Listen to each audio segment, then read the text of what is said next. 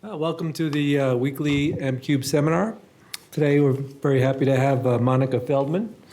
Monika got her bachelor's degree from ETH in 2016 in environmental science, and then moving on to doing graduate work. For a master's degree, she spent part of her time at MIT, worked with Kerry Emanuel, no stranger to all of us here, on tropical rainfall. And then in 2019, started her PhD work at the Federal Technical University in Lausanne, Switzerland.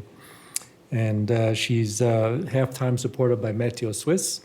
And she kind of works, she's working the second half there right now at the MeteoSwiss in radar meteorology. But anyway, we were able to get Monika to come here for a few months under the graduate visitor, the ASP graduate visitor program. And I'm very happy she's able to give us a talk today. So Monika, over to you. Thank you very much for the introduction. I will be mainly talking about the journey of my PhD work today, tying over from 2019 up until today and the work that I've been doing here at NCAR. So to tie it up in one sentence, the title is Supercells in the Alpine region, from observations to idealized modeling.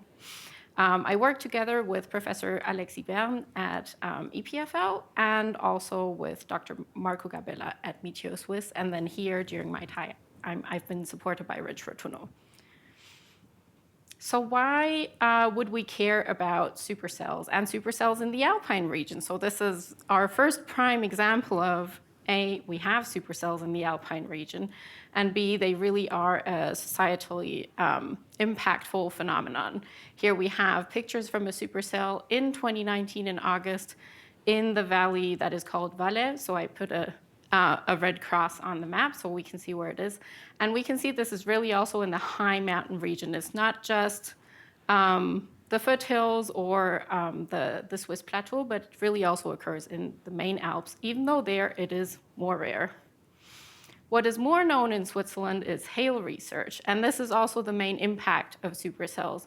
So whereas in the US, supercells are mainly known for tornadoes, or there's a lot more tornado research going on, in Switzerland, tornadoes are not the main worry.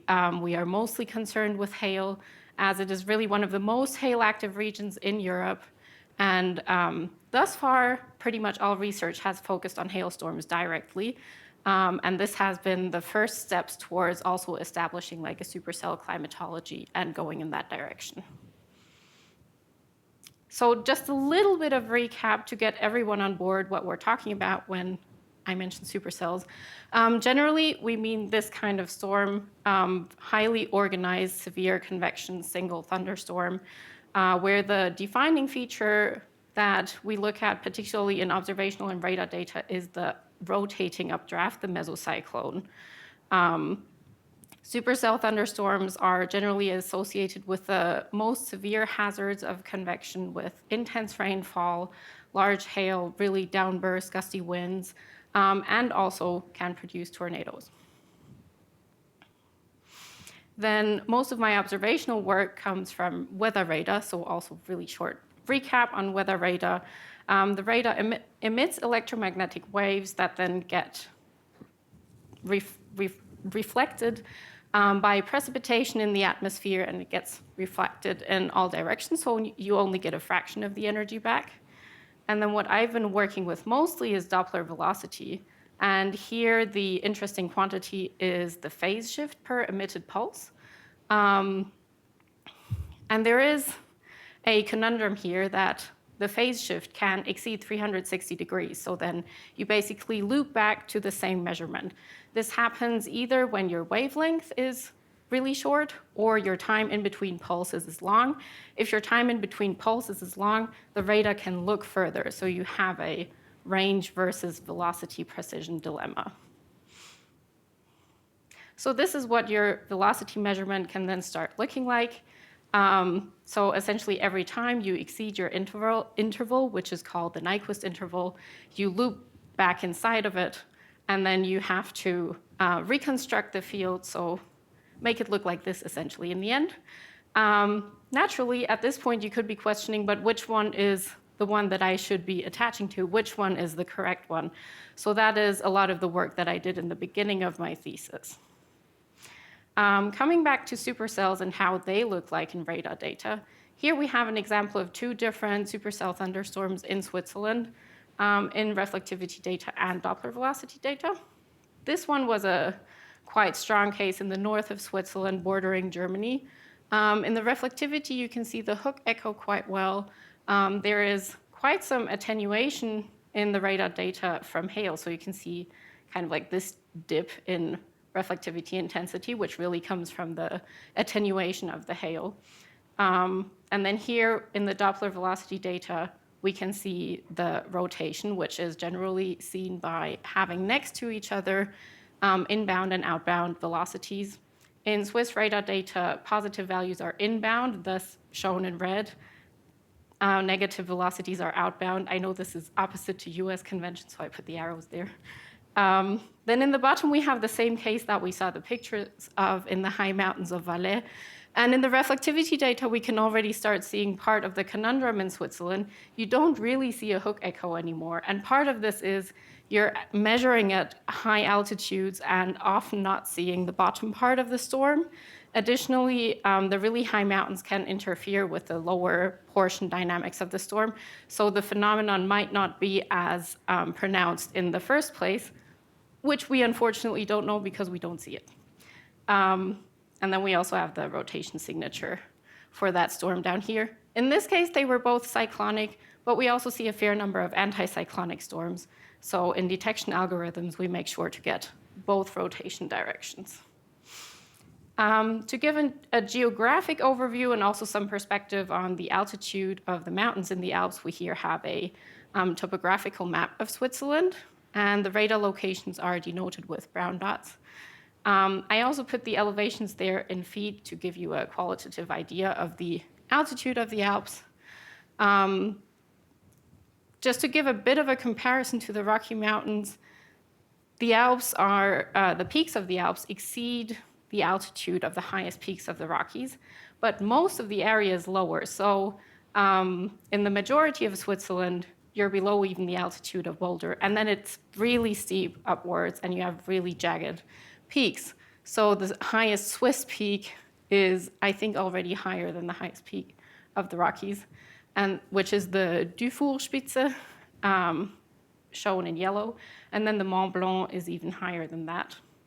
So here we have the Dufourspitze, just as a photo example, and then also the Mont Blanc, and also you can really see the steepness in this image because it comes down from 300 meters altitude, roughly 900 feet, at the Lake of Geneva, and then you go all the way to the peak of Mont Blanc at almost 16,000 feet. So what does this mean for the radar network? We have 5 operational C-band radars that are in a synchronized scan strategy. They are located at altitudes between roughly 900 and 3,000 meters. So the highest radar is at almost 10,000 feet altitude, which kind of explains why we sometimes miss the bottom part of the atmosphere, because we have the radars on the high peaks. On the other hand, this really helps observe the inner Alps, where if you would put the radars into a valley, you would be immediately blocked by the surrounding mountains. So the target is really to cover the Alpine areas. The synchronized volume scan has a range of up to 250 kilometers, which is quite far, especially considering that the wavelength is C-band. So this then puts us in very low Nyquist velocities, coming back to the de-aliasing conundrum, as low as 8 meters per second in the bottom scans. And there are 20 elevation scans from minus 0.2 of a degree up to 40 degrees, which gives you quite a dense vertical measurement. Then to assess the distribution of data quality, we derived a merged quality index, which you can see in the bottom right. It merges the number of scans available, the spatial resolution, and some other factors that I'll show on the next slide. And while this map might look slightly pessimistic because it's quite dark in some spaces, we generally have quite high quality due to overlap between the radars, as for their range, they are quite close to each other. The biggest issues are in the inner Alps in this region and in the Jura over here. Here we can see the different components of the quality index, which merges visibility in the top left, the spatial resolution, the lowest measured altitude and the highest measured altitude, to give you an idea of the column measured in the atmosphere. For convection, we want both low altitude measurements and very high altitude measurements. And then there is some noise from discretization just in the format that the operational data is stored. And then we come back to the full quality index. And as I mentioned, the biggest issues are really in the inner Alps, though in comparison to most mountain regions, they are extremely well covered, because you still have elevation scans above every single point in the Alps. Coming back to de-aliasing, so these very low Nyquist velocities require somewhat elaborate de-aliasing or unfolding procedures, because the physical shear from one radar gate to the next can approach or exceed the Nyquist velocity, which then means you basically have no way of knowing, is this a fold? Was the data aliased, or is this a true phenomenon? So we developed an algorithm called region-based recursive Doppler de-aliasing, or for short, R2D2. And it starts by masking high shear areas and then solves the easy areas first and works its way into the more complex areas. We can see a small numeric example on this slide. So first we have the raw velocity, and you can pretty obviously see the artifact, the fold in this bottom right corner, that this looks like a very unphysical data distribution. But then if you look at the maximum difference values, we notice that there is another region where the physical shear also approaches these values, where we start saying, is it an error or is it not?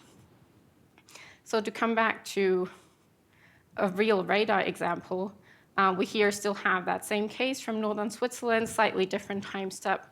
To put in context first the reflectivity and the raw velocity. So this is what it looks like pre-de-aliasing, and you really can see that you have these harsh boundaries that basically go from -8 meters per second back to +8 meters per second. The mesocyclone is right in here, and even within the mesocyclone, in very little space, we have folding occurring. Then previously, de-aliasing algorithm, the previous de-aliasing algorithm was initialized with a vertical profile over the radar. However, the vertical profile requires that you have data directly over the radar. So this is the data that we get from that. And in most convective situations, the data is somewhere, anywhere, but not necessarily on top of the radar. So we switched to initializing with a numerical weather prediction model, Cosmo 1, and we can see that the wind field obtained by that is quite different. The wind direction is the same roughly, but that's about it. The order of magnitude is completely different. So then if we look at the results from the previous algorithm, this is post-de-aliasing, you can still see quite a lot of artifacts, particularly in the area of the mesocyclone, but then also in some of the other spots. And then in the top right, we have the results of R2D2, the new algorithm, where we can really cleanly see now the results of the mesocyclone being de-aliased without errors. And then there's even a second rotation here, where you have the, well, light red values next to the really deep blue. Yes, so this was pretty much the work of the first year during the PhD to improve the quality of the radar data. So then once you have good quality velocity data, you want to constrain the areas that you're looking at. So we employ thunderstorm tracking algorithms to identify the relevant spatial areas. At this point in time, I mainly use the operational algorithm of MeteoSwiss, which is called TRT, and it has a dynamic threshold approach for cell detection. The cells get propagated with past motion and then are tracked via the overlap. And in a merge, the smaller cell is assigned as decaying, and in a split, the smaller cell would be the new cell. During development, we also had a Python-based alternative to TRT, which is called T-dating, where you can customize the thresholds that you use, and we have made it available as a Python package. So then coming from thunderstorm identification, we move forward to supercell identification with the mesocyclone detection algorithm.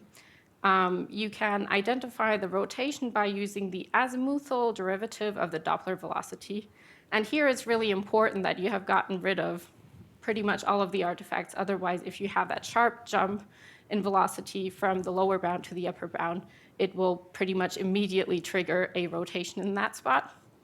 Then we employ object detection techniques to identify these areas of high rotation and have range-dependent threshold criteria, because with a decay of spatial resolution with distance, you want to account for that to ensure that you are detecting mesocyclones with approximately the same probability throughout the range of the radar network.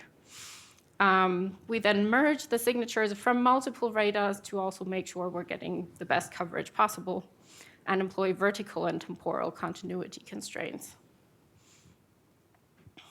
So here we can see the results of that for the data of 2016 to 2021. On the left-hand side are the results of the ordinary thunderstorms detected by the TRT algorithm. And on the right-hand side, we have all of the supercell thunderstorms. This has been rescaled so that it's an annual frequency, so it's essentially total number divided by 6. And we can see that the hotspot areas are mainly the pre-Alpine areas. So thinking back to the topographical map, the main Alps are in this region and is also indicated in polygon boundaries. And then we have the most ordinary thunderstorm activity in the southern pre-Alpine area, kind of a secondary hotspot along the northern pre-Alps. And then the Jura is not as well observed, but we can kind of see close to the radar that this also seems to be an area of elevated convective activity. For the supercell thunderstorms, we see a similar distribution, but I would say the southern hotspot is even more pronounced. Particularly, we see these kind of sub-hotspots that are really located over the lakes in the southern pre-Alps, which is something that we'll be coming back to later. Then we did some basic analyses, as this is pretty much the first time that we really have a cohesive data set of supercells in Switzerland, looking at, for example, the diurnal cycle. In gray, we can see the diurnal cycle of ordinary thunderstorms, and in blue, of the supercells. They basically mirror each other, aside from the fact that during the nighttime hours, the activity of supercells seems to drop lower than of ordinary thunderstorms. And then in comparison, we also looked at how large are the storms that occur during these hours of the day. And here, interesting enough, we find that the largest, and perhaps also by proxy kind of most intense storms, do not occur during the peak activity, which would be here, but rather before that or even during the nighttime hours. So if a thunderstorm manages to form at unfavorable hours of the day, it seems like it's more likely to be a severe storm. Then naturally, in Switzerland, we want to put this in context with terrain. I split up the data set by the radars Montelema, which is in the south, and Albi-Saint-Ladour, which are in the north, and made a scatter plot of the 95th percentile of rotational velocity and vorticity. And we can see that the 95th percentile stays stable for a good amount of increase in altitude up to roughly 1,500 meters before it starts decreasing by quite a lot in the south. And in the north, I would say this decrease in intensity even occurs starting from 1,000 meters altitude. Below in gray, we can see the number of storms that occur at each altitude. So this gives you an idea of basically the density of points that you can see in the upper plot. The takeaway from this is that the altitude of the terrain doesn't matter so much until it reaches a certain point where it starts interfering with the maximum possible storm intensity. You will always have a number of weaker storms occurring, but the peak that you can achieve starts going down at these altitudes. Taking a step back to a more synoptic perspective, we also looked at synoptic weather classifications in context with the detected supercell thunderstorms. The classification is based on the mean flow in the mid-troposphere. And on the right-hand side, you can see the tracks of the supercells, color-coded by the dominant flow direction. And by the number of blue tracks, you can see that southwesterly flow really dominates the picture for convection in Switzerland, particularly severe convection. Flow from the southwest brings air, warm, moist air from the Mediterranean up the valley of the Rhone River, and not only naturally brings it to southern Switzerland, but also kind of circumvents the Alps and brings it to the north as well. And this often happens before an approaching front, meaning the front can give you additional lifting for severe convection. Westerly situations are generally the most frequent in Switzerland, but during this severe convection, indeed not that frequent of a situation. And then southerly flow is really mainly to the south of the Alps, because in these situations to the north, you would get a downslope, which is generally not very favorable for convection. After looking so much at just the supercells by themselves, we decided to also put that in context with other convective hazards, most notably hailstorms. So coming kind of back to the established hail research in Switzerland, but also rainstorms. So to have a homogeneous data set, we established radar-derived categories of ordinary thunderstorms that are exclusive of all others. Rainstorms, severe rainstorms, hailstorms, severe hailstorms, and supercells. The rainstorms and hailstorms can overlap as well as the supercells, but for example, the weak hailstorms are exclusive of the severe hailstorms. And then generally, we can see that these categories do have quite a large overlap, particularly the supercells basically all exhibiting either severe rainfall or hail as well.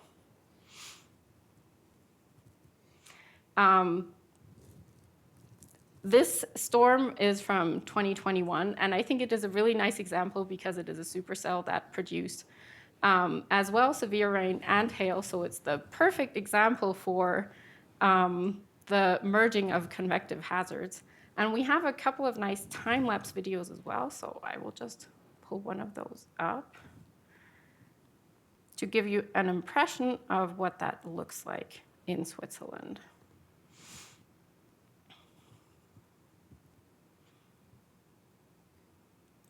And just by the setting of this video, you can also see that we have the Prealps in the background. We're not that far removed from fairly complex terrain.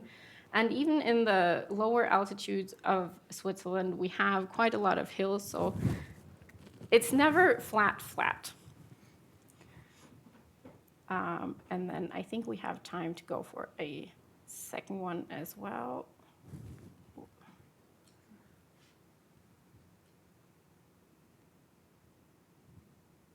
There we go. Okay. This is from the same storm, different perspective. And yes, we can see again that we're in fairly hilly terrain. And I just find the dynamics of the storm really interesting, how you can see the evolution of the clouds in these videos. This is bordering Lake Zurich. Yes, and the storm produced a hail swath that pretty much went across the entire country from Lake Geneva all the way up to Lake Constance.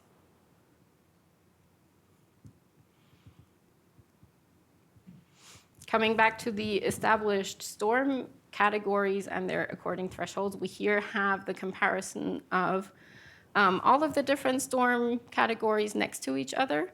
So on the left-hand side, we have the ordinary storms in comparison to the supercells. Then we have at the top, the weak hailstorms and severe hailstorms, and in the bottom, the rainstorms and severe rainstorms. We can pretty much see the same frequency distribution for all of them, that really the southern Prealps is where the most activity is seen. The northern Prealps have a slightly lower maximum.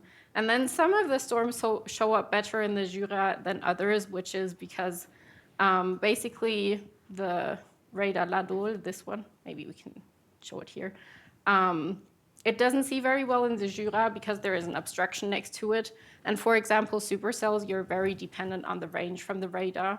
And the other radars are too far away to observe supercells in the Jura. But for example, hail can be observed fairly well from a larger distance. So we can still cover this area decently well for hailstorms.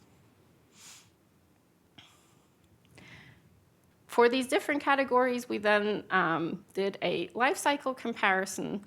I centered each storm life cycle around the time when the criterion was met. So for example, for a hailstorm, I would center the time when the maximum expected severe hail size would exceed a certain value. For the regular hailstorm, that's 2 centimeters. For the severe one, that is 4 centimeters. For the rainstorms, equally, once the 1 hour accumulation threshold was achieved, we center around that time, meaning that the precipitation in the hour before naturally contributes to that accumulation threshold. And then for the supercells, it's the time the first mesocyclone was detected. And we can see sort of these different intensity behaviors in here. For hailstorms, we usually see the peak in the variable right at the time of the hail detection. It's a fairly instant phenomenon. You don't have that much lead up to it. We can see an increase in the variables mostly 10 minutes before the hail is meeting the criterion. Similarly, for the mesocyclone, you don't see that much increase beforehand, but the peak is much longer and sustained than for the hailstorm. So we're really looking at a long-lived, intense life cycle for storms with a mesocyclone. For the rainstorms, we kind of see the phenomenon that they're based on an accumulation. They have the peak, let's say 30 minutes before meeting their classification criterion, because we are talking about an hourly accumulation. So naturally, their most intense phase is before they actually met that accumulation. Taking a closer look at mesocyclones and hail, kind of going in the direction of nowcasting, the mesocyclone usually precedes the onset of hail, which kind of makes sense. The mesocyclone is building up as the updraft builds up. You start detecting it, and then once the storm has reached full maturity, you can have the hail. In other situations where there might already be hail present, it usually intensifies and gets stronger with the initiation of the mesocyclone. A little bit of a caveat on this is while this works fairly well for storms with a supercell. Oh, sorry. That video kept playing, my bad.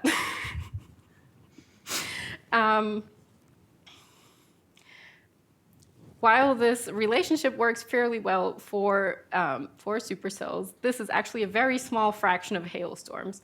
So about 10% of severe hailstorms also show a mesocyclone, whereas 95% of storms with a mesocyclone show hail. So this works great in storms that have a mesocyclone, but unfortunately we have a lot of other hailstorms where this relationship is not very useful. Then coming back to regional differences and how terrain can affect intensity of storms, going from left to right in each of the box plots, we have the different storm categories ranking from ordinary thunderstorms to rainstorms, severe rainstorms, hailstorms, and severe hailstorms, and then the supercells. And color-coded basically from southeast to northwest, we have the different regions, starting from the Pool Valley, which is really the flattest region we have in our observational area, and the lowest region, and it basically borders the Mediterranean. Then we have the southern Prealps, the main Alps, the northern Prealps, the Swiss Plateau, which is still fairly hilly, but lower altitude, and then the Jura, which is a similar orographic complexity as the pre-alpine regions. What we can generally see in the distribution of these different intensity variables is they increase towards the more severe storm types, which is reassuring for our classification. So the severe rainstorms tend to exhibit higher values than the regular rainstorms, likewise for the severe hailstorms. And the mesocyclonic storms tend to have the highest intensity of all of them with a slightly larger spread. In addition to that, we can see a pattern of a V shape. Looking at the empirical thunderstorm severity rank on this plot, we can see this V shape in the mesocyclones, which indicates that the intensity is lowest over the main Alps where the topographic complexity is at its highest. Then it's moderately high over the pre-alpine regions, but the intensity really is highest in the flatter and low altitude regions, which goes a little bit against the frequency distribution where we have slightly less severe storms in these flatter areas, but evidently they can reach higher intensities. And this is pretty much repeated for the storm area, lightning strikes, instantaneous rain rate. Instantaneous rain rate tends to be orographically enhanced in the main Alps, so we don't quite see that very low dip here for the main Alps, and then also for hail size. So this was pretty much wrapping up everything that I've done leading up to the point before I came here for my visit. And then during the time here, we wanted to establish a framework to investigate the connections between the terrain phenomena in Switzerland and the occurrence of supercells. So this is basically taking steps to going from the observations we have at hand to an idealized modeling approach. So we are focusing on the concentration of supercells in the pre-alpine regions, especially the pre-alpine lakes, keeping in mind that the highest intensity was actually in the flatter regions. So the pre-alpine regions seem to be generally favorable, but not allow for the maximum intensity. And a nice thing in modeling is that you can set up all kinds of different scenarios. You can have a smooth mountain, you can introduce a valley, you can have a lake, you can remove the lake. Whereas in reality, basically all of our valleys have a lake in them, and it's really hard to disentangle. Is the effect we see a lake effect, or is it a valley effect?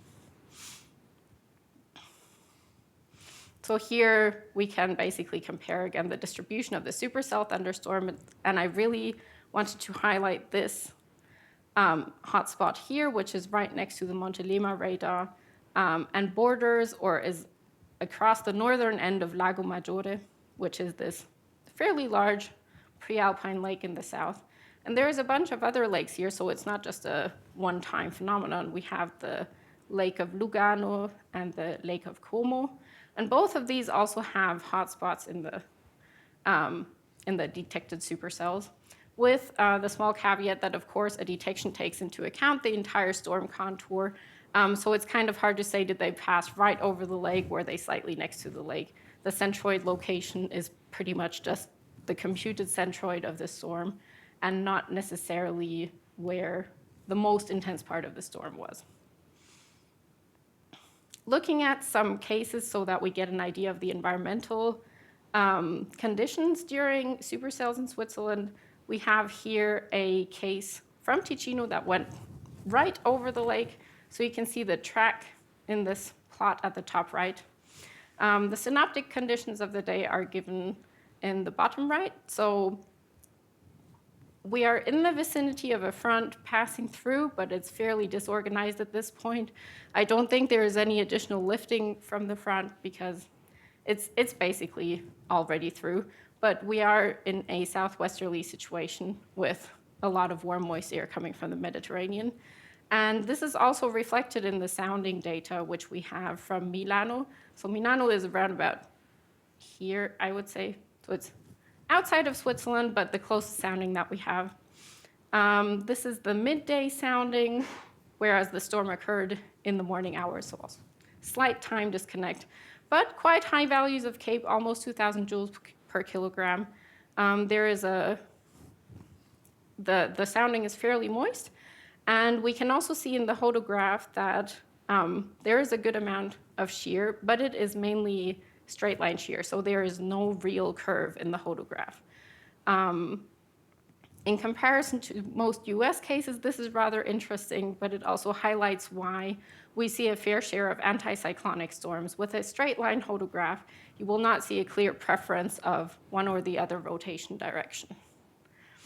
Here we have a second case, which was also from Ticino, and I find it very interesting because this was a night of thunderstorms where really there was just one going after the other, and they were all showing signs of significant rotation, and there was quite a lot of flash flooding from this, and mainly small hail, but still also quite the number of hailstorms occurring from this. And this kind of clustering naturally can really impact your frequency distribution in space and also in time.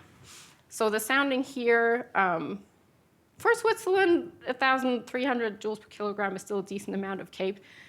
We never reach those really high CAPE values. And then we see again, the Milano sounding sometimes has relatively infrequent measurements with altitude, but the hodograph is not strongly curved. The synoptic situation here is more clearly associated with the front, and we clearly have an influence of Mediterranean air. And then to give some variety, also a case from the north, which is a very similar setup to the one where I showed the time lapse, but this one is a week later. So again, fairly high values of CAPE for Switzerland, pretty much straight line hodograph. The storm had a really pronounced and long track. It continued in Germany. I'm fairly sure this one showed upscale growth and continued to be a mesoscale convective system. What we have observed here, I think, is roughly 8 hours of storm track. And this was also associated with an approaching front and air from the Mediterranean coming to the north of Switzerland. So from here, the question is, how do we derive a more simplified setup? The idea is to use CM1 in an idealized manner so that we can derive more general conclusions from the terrain experiments that we're doing.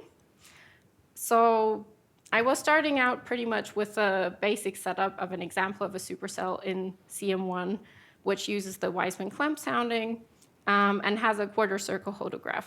So the first thing I did was straighten out the hodograph so that we are closer to the Swiss environment, which then immediately gives you nicely mirrored two storms. I slightly modified the sounding to be less moist because that helps with random convection over terrain. And this pretty much, well, in a highly idealized manner, but somewhat approximates the environment that we see of the storms in the northern Prealps, where they usually initiate in the Po Valley and then come towards the mountains. Then, in terms of terrain features to insert, the first thing I inserted was a high altitude ridge. So the ridge is 2,500 meters high. The goal being to represent the mass of the main Alps. And if you send a supercell over that, it will decay before it reaches the ridge, which is the point because we don't really see storms crossing the main Alps. And then we started varying scenarios by putting an elongated valley in the ridge and then also finally an ellipsoid moisture source that can proxy as a lake. So in terms of scenario overview, I first worked on the supercell in flat terrain, then inserted the ridge. You can see the shape of the ridge here. It uses a sine square function, essentially. It's a very smooth increase. And then the ridge with two valleys, which we can see here. So the colors correspond to the altitude, and it goes up to 2,500 meters. Then I first experimented with a lake without a valley, and then putting the lake inside the valley. And then you can also vary the location of the valley and the lake, and separately and together, essentially. So what does the mountain change for the environment of the storm? So first of all, we are changing the environmental conditions. And interestingly enough, as you start going up the mountain, there is first an increase in CAPE before it starts decreasing dramatically. And at that same area, there's also a decrease in SIN. Then naturally, on the upslope side, you will also have an enhancement of updrafts. So during the portion where the storm is really going up the ridge. You do see an enhancement, I here show as a summary, updraft helicity. But then before it reaches the crest, it will decay. So locally, you can have quite some enhancement of the updraft helicity in the storm.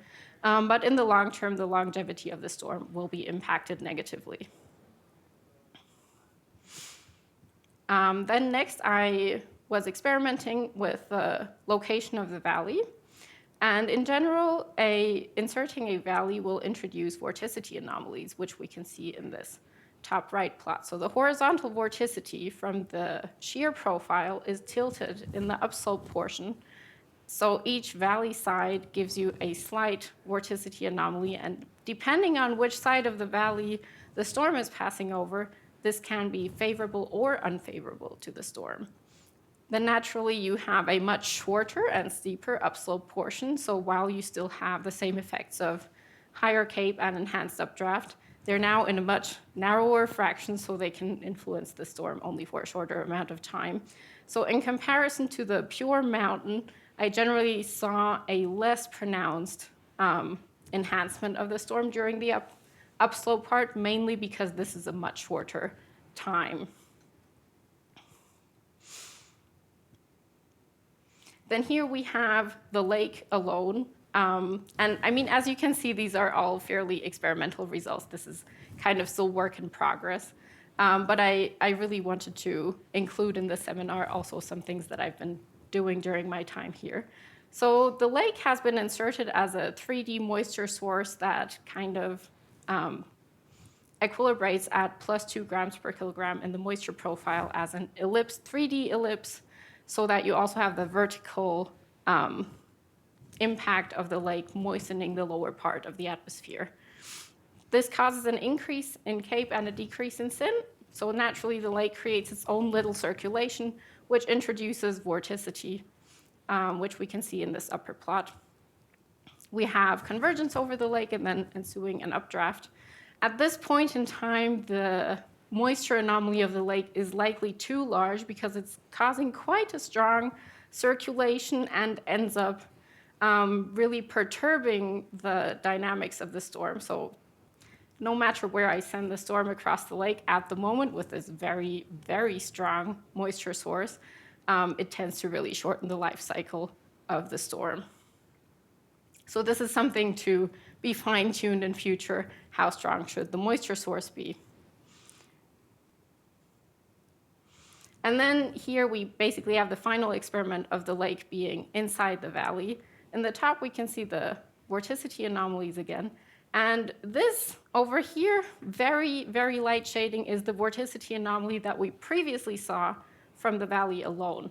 So in this case, the vorticity anomaly introduced by the lake is significantly larger than that introduced by the valley. So in this setup, the lake effect wins over the valley effect. In addition to that, we can see in this plot how CAPE is modified by the lake. So this part of CAPE increase is the lake, whereas this part of CAPE increase is what we see when we go upslope. Naturally, the lake will provide more moisture to the storm, so we have, in any trajectory, a strong increase in precipitation. But yes, this is still to be tuned. This is very much work in progress, but I thought it might be interesting to show anyway. So in terms of outlook, further things to fine-tune are how do valley size and shape influence the storm? Up to now, I've mainly been changing the location of the valley to make the storm go over either one or the other side or through the middle. Then the lake moisture source, the magnitude of the moisture source is certainly something to be narrowed down more in the future. Then a different question is if we change the shear profile to a weaker shear environment, whether the valley and lake effects can promote rotation in a weaker sheared environment where you perhaps wouldn't get a supercell on its own just by the sheared environment. And then also going perhaps a bit closer to what storms look like to the north of the Alps, how would the storms behave if they move parallel to the upslope portion? So what I saw almost by accident in some of the scenarios is the storm can stay in the area of higher Cape, lower Sin for a longer amount of time if it's moving in parallel and thus having more time along the upslope portion, which can then lead to an intensification of the storm. But this is also more for future work, additional scenarios to play around with.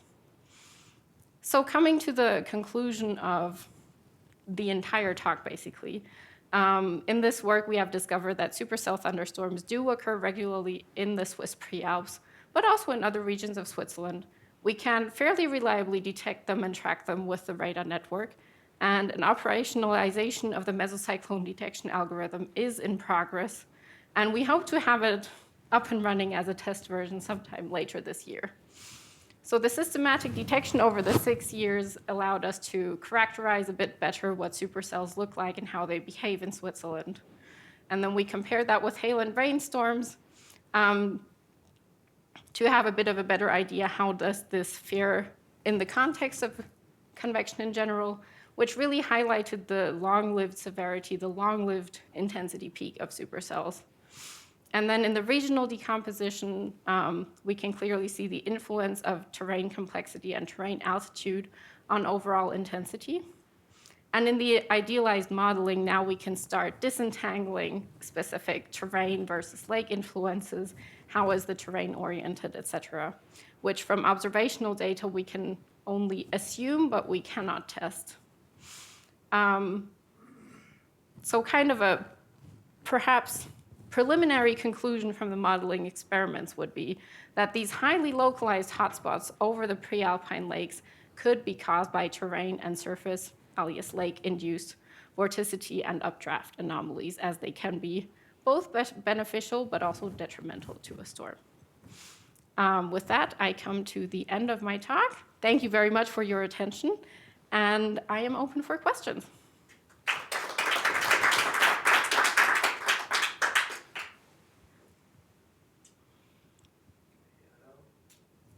Questions?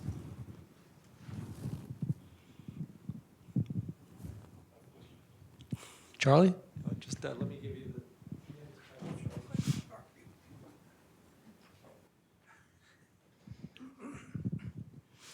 I have what might be a three-part question.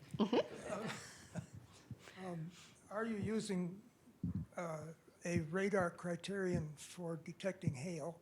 Yes. And secondly, if so, what is it? And the third one is how reliable is it? Okay. So the radar criteria used for hail are probability of hail and maximum expected severe hail size, and I kind of use a mix of both to classify the hailstorms. I also want to preface at this point, while I did this study on my data set of thunderstorms, there is an official hail climatology of MeteoSwiss that is separate from this work. There is the problem that detecting hail in radar data does not mean hail at the ground. And this is also very much work in progress, trying to merge the crowdsourcing data in Switzerland with the radar measurements. I have not looked at it a great deal, but there is ongoing research about that, and also the new hail sensor network in Switzerland and putting that in context with the radar detected hail.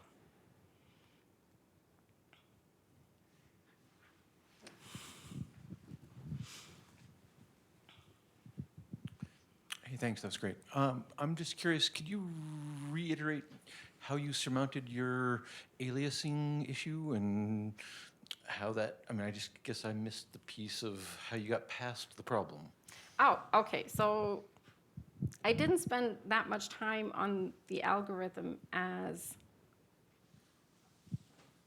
it. So it is a multi-step procedure. How we got past the biggest problems is really masking the problematic areas first, which is highlighted here in the gray sections. Then you start de-aliasing the easier areas by making use of the sweep above and before, and also the model data, which gives you a good estimate of the proper wind direction and order of magnitude that you need to be in. And then pixel by pixel, you work yourself forward into the more complex areas. And this is a recursive algorithm, so it keeps repeating this procedure.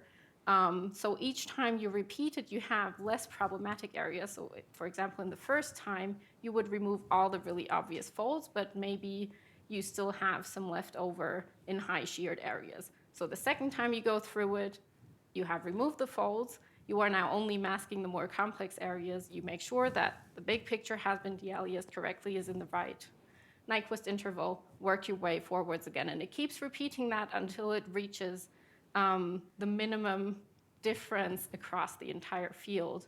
And this has given us significantly better results than a purely pixel by pixel approach, which often leads to, if you make one error, everything after that pixel is going to be wrong, or a purely regional approach, which usually fails in the really high shear areas like the center of a mesocyclone.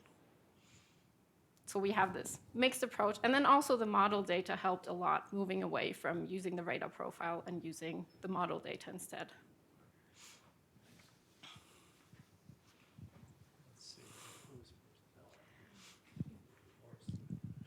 Speaking of using the model data, of course, the winds are perturbed in a storm. So Yes. then how,